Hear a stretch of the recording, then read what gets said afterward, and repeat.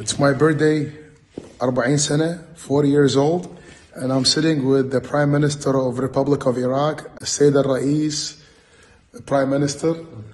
أخي العزيز مارك، كل عام وأنت بخير وبصحة وعافية، وإن شاء الله مزيد من النجاح والتوفيق، لأنك فعلا تستحق، تملك قلب صافي وروحك العراقية وحبك للعراق، وسعداء جدا بمعرفتك وصداقتك، وإن شاء الله نشوفك في كل سنة وأنت في أفضل حال. تسلم. سلامي أيضا للوالد السيد والد مارك، بارك الله فيك على هذه التربية وهذا الابن الصالح.